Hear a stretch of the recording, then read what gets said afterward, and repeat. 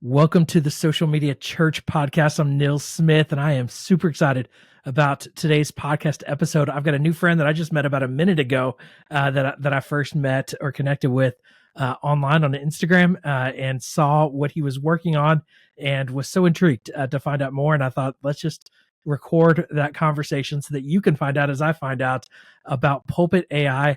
And so we've got Michael from Pulpit AI with us. Michael, thanks for joining us. Nils, man, thanks for having me. This is exciting. It's fun to be here. Thanks for inviting me on. Of course. And Michael, tell us a little bit before we jump into Pulpit AI. Tell us a little bit about you. Tell us your background and what you've done leading up to this new project that you're working on. Yeah, man. I live in Los Angeles currently. Been here about 14 years. Started my career I have always kind of done two tracks, sort of like entrepreneurship and ministry. Kind of got saved when I was 13. All I was ever going to do was pastoral ministry. And the church I was a part of in Texas, where I grew up, I was kind of like working there during Bible college. The church went through kind of a massive blow up and just kind of said, hey, if this is ministry, I don't want anything to do with it. So I hightailed it out west.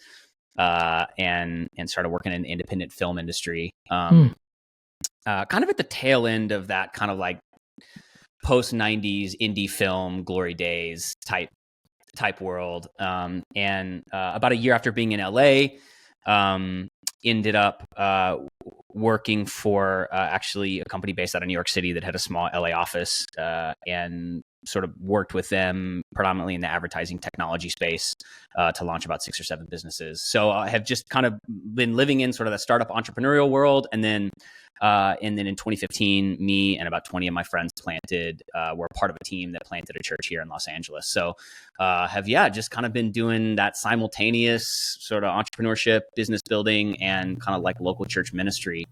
That's kind of been the last, 14 years or so. So. I mean, that's an incredible background, Michael, on your work history. And I think unique combination of that uniquely positions you for this next project and initiative, which I don't fully understand, but what I've read on your website, I'm so intrigued by. So if you would share a little bit about Pulpit AI, what it is, and basically where did this come from? Where did the idea stir up to what you're building now? Yeah. So, we're still, in such the beginning stages of this. It's been kind of such a fun journey. So right now what Pulpit AI does is it takes sermon audio, and you upload it to the platform and it repurposes it into, various kinds of content. So, our tech stack is, we have a proprietary neural network, that has been built and developed specifically around extracting whole ideas from audio. And so sort of our model is trained to essentially, take a sermon, a podcast episode, and kind of extract what the big themes, ideas, and even kind of heading in the direction of being able to even kind of adopt the voice of the speaker, tone, so to speak. Again, we're still in private beta. So, we're just essentially kind of brand new, and we've got about 500 people on the platform right now that we're honestly really building with them. We really want to build this specifically for pastors and local churches. But I guess where it came about, honestly, it was kind of this just a weird sort of sovereign thing, I suppose. I have a media company called Vast, and it's just sort of some podcasts, like a loosely connected network of podcasts that me and my friends have been kind of building as an experiment for the last 18 months. And as we were sort of building that out, I was just having conversations with a ton of faith-based creators and pastors and podcasters. And initially I thought, what if we could just build a product that would help faith-based creators, and honestly, as we were building, quite frankly, this kind of media platform, we got under the hood sort of the world of the Christian influencer.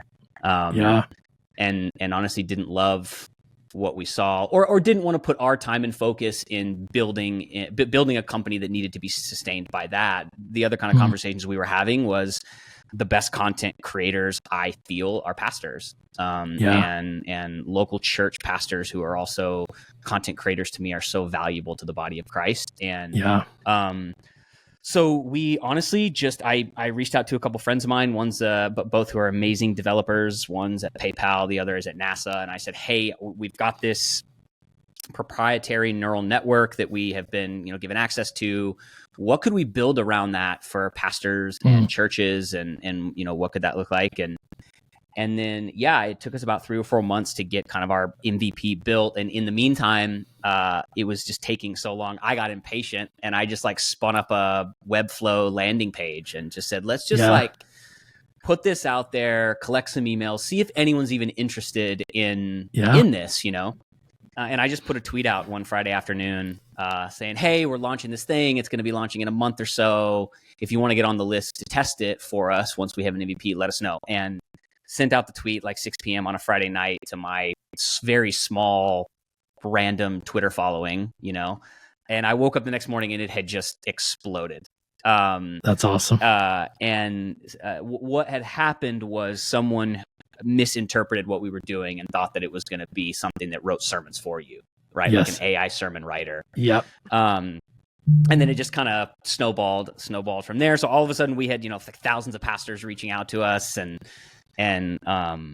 so, that was in June. And so we've just kind of been head down trying to get this product to where we felt like it was worthy of all these eyeballs that were wanting to play around with it, getting it ready to use. So that's kind of where we are now. We're in, closed beta. We've got about 500 people using it at the moment. And just honestly, we are just building it with them and having a blast, just understanding how they need to use it. What's it for? How are their churches using it? And it's been a whirlwind of a few months, but we're having an absolute blast, man.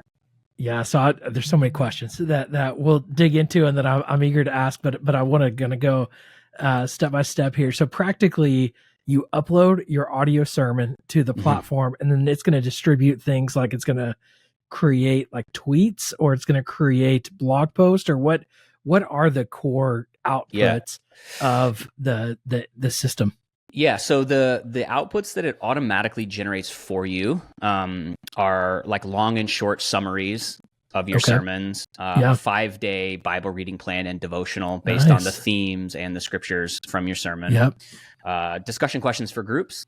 A blog post, an email, and some quotes, with timestamps on them. That's what it automatically generates. And then we're kind of in beta, actually really MVP of what we're just calling Pulpit GPT at the moment, because we couldn't think of a better name. And that allows you to, essentially prompt your sermon to, it also delivers a transcript to kind of do whatever you want with it. Cool. So right now it's not like a chat bot. It's just sort of a one-way prompting tool. And then what's so this is your MVP, and what it currently does. What do you dream of it doing in the future? Yeah. So, to be honest with you, and this is going to sound a bit like of a cop-out answer, but I really promise you it's not. We have our ideas for what we want it to be, and I have a vision for I legitimately believe that the voice of the local church pastor, other than the immediate family, is the most important voice in any person's life. Most pastors have a really difficult time getting the content that they spend so many hours a week creating and all that, distributed. So we basically want to build the platform for pastors, teachers, church leaders to help them create, distribute, and then attribute any kind of associated discipleship content, resource tools, whatever it is that they want to their people. So we have this sort of big vision for what that could be. At the same time, we, and I believe you're an entrepreneur as well. The entrepreneur's dilemma is that we think we understand the problem and the solution. And so although we have a big vision, we don't want to get too ahead of ourselves. God has, for whatever reason, dropped all these people in our lap that are giving us some of literally the best feedback in the world.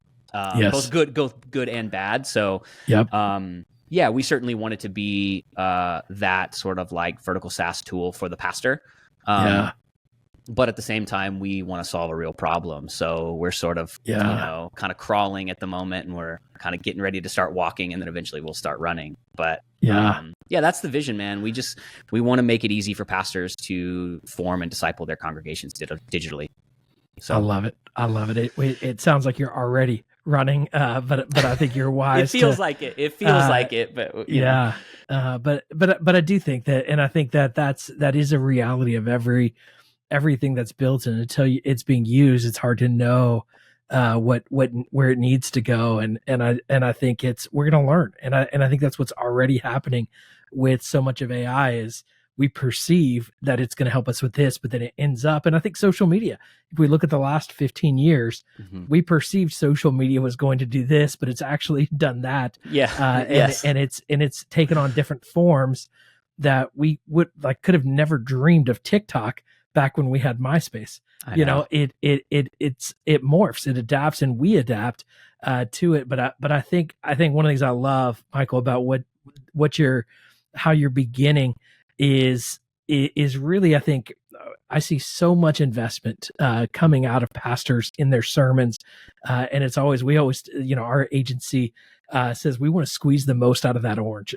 So when it comes to Yep. creating clips, when it comes to packaging it for YouTube, putting it on a podcast, and I hear what you're doing is using this AI to then create discussion questions, to transcribe it, to do some of those functions that practically would have taken a full-time employee to do, and you really couldn't justify that level of investment. Maybe you had a volunteer that could do it, but now you can use the AI likely mixed with human, development Yeah. and interaction. And I think that I love the approach that you've taken. What I also love, Michael, is to hear that so many pastors have jumped at the opportunity, because what I've experienced is with social media in particular, that pastors have often begun with an approach of fear or anxiety. And I think one of the things I've even seen in the last couple of years is pastors over investing in the metaverse, or over investing in some new technologies where, look, we kind of need to crawl into these spaces to learn and then understand how it integrates into our ministry. We don't need to force AI into our ministries. We need to steadily integrate it into our ministries. So And true. it sounds like Pulpit AI is going to be a great tool that you can grow alongside. And so you can use it tangibly in these ways right now. But then there's going to be a phase 2 and a phase 3 that you can integrate if it makes sense to integrate those new developments into your ministry. I love it. I love that approach, Michael. When it comes to the fear factor of AI, because people hear words like you got your own neural network. Yeah. neural network, and just even artificial intelligence aligned to the gospel, feels like, is this something we can trust? Is this something that's going to replace pastors in the future? Or whatever fear factor approach that pastors might have? What's your response to that when it comes to how pastors should approach AI? As pastors and church leaders, you know the power of prayer. But today's busy world, it's not always easy to keep your congregations connected and supported. That's where our friends at God Listens Digital Prayer Wall come in. At God Listens, they can help you create a space where the lonely can find comfort, the seeker can discover truth, and believers can grow in their faith. 24 hours a day, 365 days a year. Imagine a place where prayer requests are shared in real time, where your spiritual milestones and journeys are shared and celebrated, and where your congregation feels connected and supported no matter where they are. Don't let the barriers of time and distance limit your ministry. Text WALL to 67101 to learn more about how God listens and can transform your prayer life. With God Listens, you can expand your church's reach beyond the four walls of your building, creating a digital prayer community that's always available. That's a great question. I mean, look, it's funny as someone who's building a company, around, and it's funny, like looking back, like Pulpit AI, and, we sort of really leaned into controversy that we honestly didn't even know we were. I just live in such my own little sandbox, I suppose, that I didn't even fully think through the level of debate that was going on in the Christian world about, usage of this, but it makes so much sense, and I just think, every pastor. Okay, so I don't want to take us like down a rabbit trail, but I think that pastors, we can be cautious. We have to develop our own, this is how we're going to use it, or if we're going to use it, or what that's going to look like, right? Like, I don't think that's a one size fit all. And I think we've got people working with us now from every major denomination, big churches, small churches, you name it. Yeah. And one thing I've loved is every pastor is thinking about it thoughtfully. The one thing I would say that we can't do is completely ignore it out of fear. And here's why. Right. And I think the conversation is much bigger than how are we using it in our churches and ministries? Because again, that's going to be every local church or ministry's kind of, how are we, that's like kind of, they're going to build a framework for that. And they're going to be needing to build a framework for that. I think our congregations, if we don't think over the next 3 or 4 or 5 years, they're going to be asking us more and more about what they should think about it and how they should be using it. Yeah. So like we can't put our head in the sand and ignore it, Yeah. So I think if a pastor says, you know what, and I can understand the argument of someone going, turning a sermon into content. I don't know how I feel about that. Like, man, that is actually a conversation that I think is like, I've heard some really good arguments for that, Yeah. I do think to just completely ignore it and put our head in the sand, we're going to miss a really great opportunity. And just because I'm sort of like a technological optimist and I believe that God has given us the ability to take all of our work we do unto him. So I don't think AI is demonic or anything like that, which some people have said.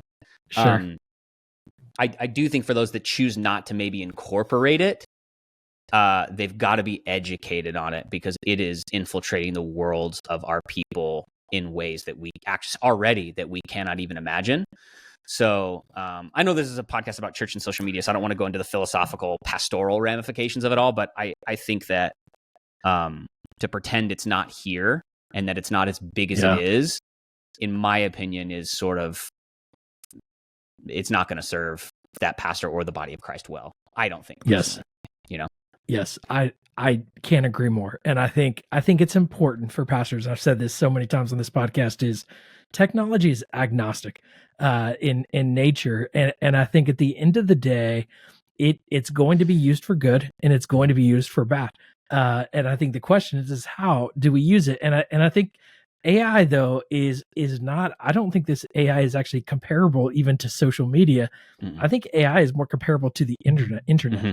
And so I think you could compare things like the metaverse to social media. And is this kind of a trend that people, because your church has been able to function without social media. I think it's an add-on, a bonus.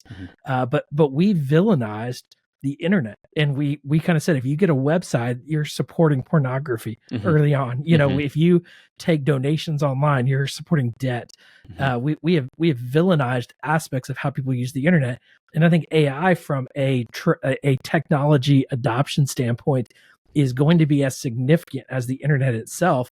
And so I think that it is not essentially one specific tool or function like social media has. It's actually, and the truth is we're already using AI. AI is in the algorithms of social media. AI is in so much of what we're already doing. We just now have more access to AI technology as users. And we're hearing the terminology more now than we ever have before. So this is not a if you use it. I think it's a question of how you use it. And I do think there are going to be ways that we use it ineffectively. I think there's going to be ways that we use it unbiblically. I think there's going to be ways that we will make mistakes in how we use it. But what we can't do, from my perspective, is ignore it. Because I think if we ignore it, the further we'll get behind. And I think AI is going to create efficiencies. I think it's going to create opportunities. I'm seeing AI used for language translation and some incredible use cases. And I love, Michael, your vision here for Pulpit AI of, look, right now, just plug it in.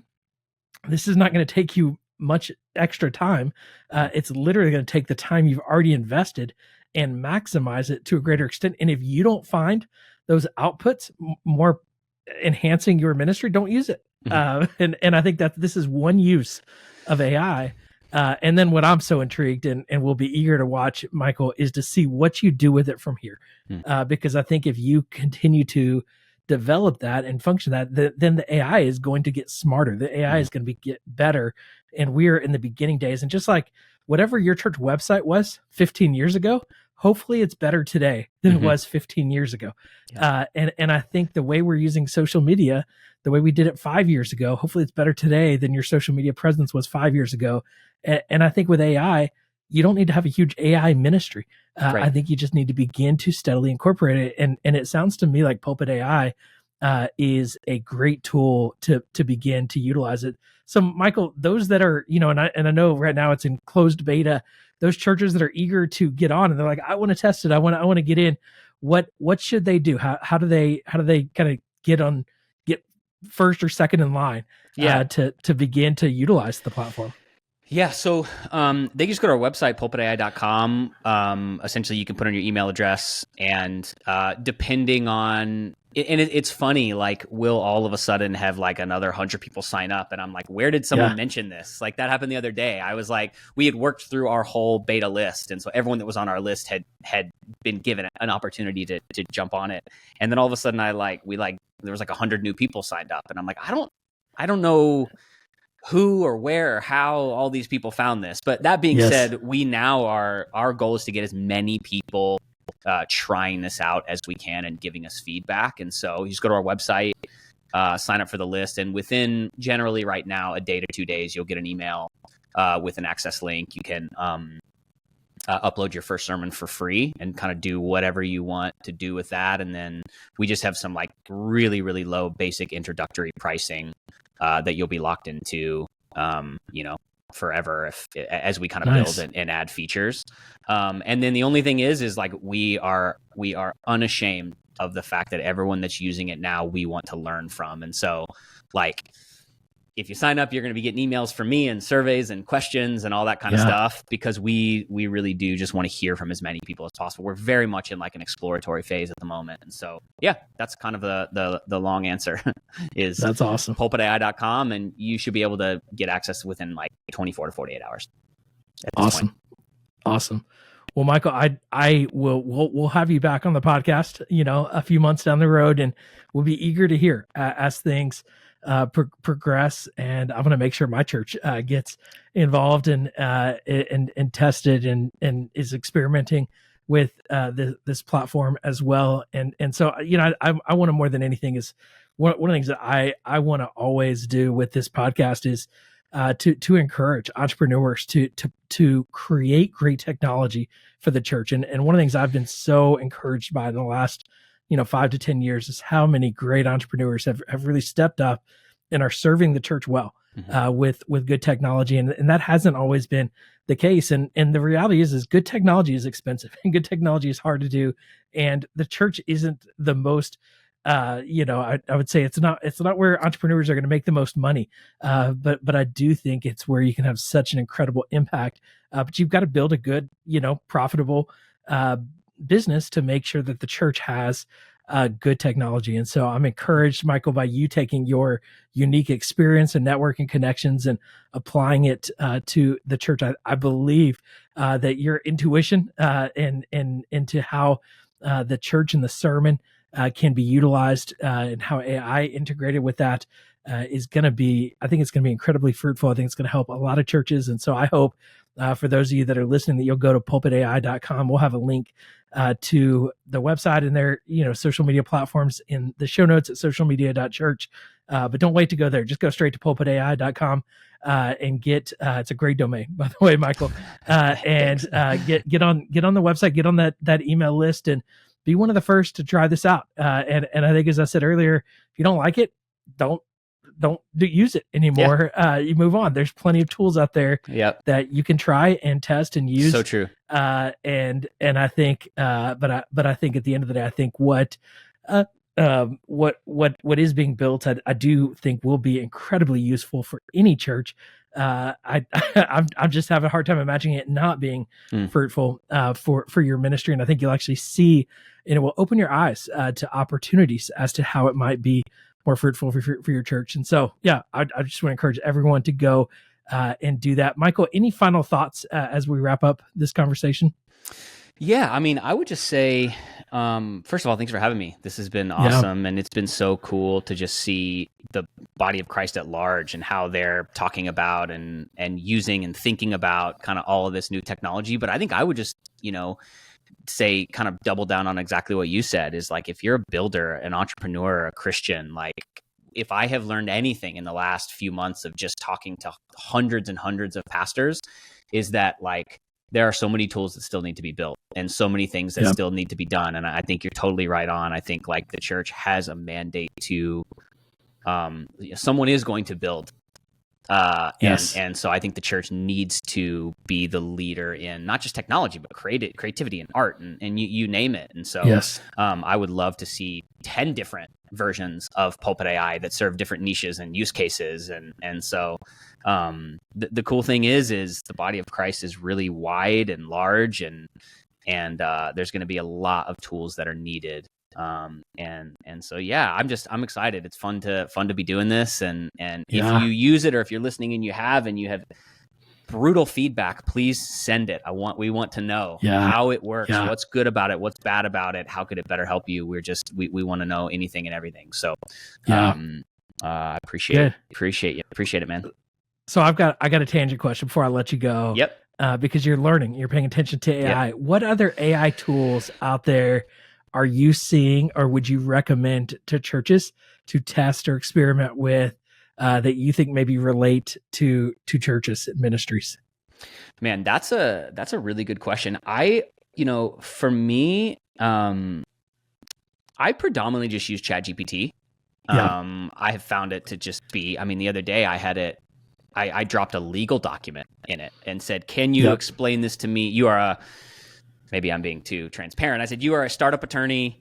I'm going to drop a legal document in here. Can you give me, in layman's terms, what all of this means, and then red flag anything that may be unhelpful? And I was just amazed. I sent that and the other to a friend of mine who's an attorney, and he was like, whoa, this is dead on accurate. Yes. So I've used quite a bit of other, AI tools. I think if you're a pastor and you do like the sermon clip thing, I think Opus is a really good tool.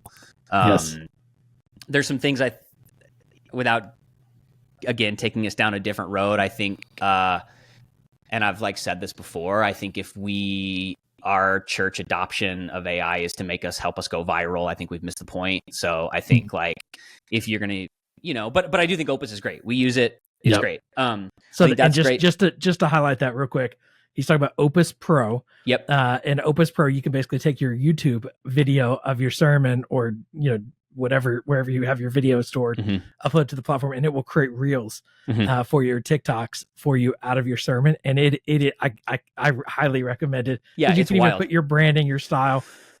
Is $20 a month or something. It's just really cost effective for what it can create out of your. So what you're doing with audio, I feel like in some ways Opus kind of does in a different way with video.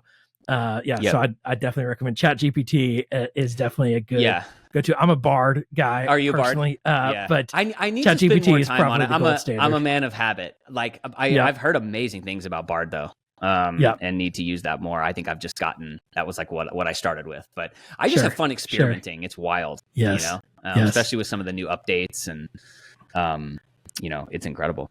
So there are so many unique and great tools out there, and I don't have a platform to recommend for it. I mentioned language translation before. Maybe the platform I recommend is a platform called Multitude, and it's TOOD. And they use an integration of humans and AI to do language translation. Cool. And it's Nick Vujicic, my friend, created it, and he's doing some neat stuff with there. But there are so many great opportunities for using AI to accomplish your ministry goals. And I think there's things to even check your grammar, copywriting tools, and there's just so many great tools that if you're a writer, there's one a friend of mine launched called Lex. I think it's Lex.ai. And it's essentially like a AI. It's like a word processor. Very cool. Predominantly for journalists and more long form writers. But if you're like a blogger, writer, that one is amazing. So there's so many of them. So many. As a pastor and church leaders, the power of prayer. But today's busy world, it's not always easy to keep up with your congregations, connected and supported. That's where our friends at God Listens Digital Prayer Wall come in. And God does listen. That can keep and help create a space where the lonely can find comfort, the seeker can discover truth, and the believer can grow in their faith. 24 hours a day, 365 days a year. Imagine a place where prayer requests are shared in real time, where your spiritual milestones and journeys are shared and celebrated, and where your congregation can feel connected and supported no matter where they are. Don't let the barriers of time and distance limit your ministry. Text WALL to 67101 to learn more about how God listens and can transform your church prayer life. With God Listens, you can expand your church's reach beyond the four walls of your building, creating a digital prayer community that's always available. So many. It's fun. It's fun. So Michael, thank you for sharing those insights. And everyone, thank you so much for listening to this episode. Again, pulpitai.com. Check that out. I just found out about it as you're finding out about it. And so this is in no way a sponsored video. I don't know anything about the tool, and I just met Michael 30 minutes ago. But I am fired up about this tool and fired up about the innovation that is happening in the church and the innovators and entrepreneurs that are serving the church effectively. And so I can't wait to see how this develops. Thank you so much for listening. Go to socialmedia.church for the show notes. And if you would, leave a rating or review wherever it is you're listening on Apple Podcasts, Spotify, any of those platforms we are on. And we appreciate listening. We'll talk to you again on the next episode.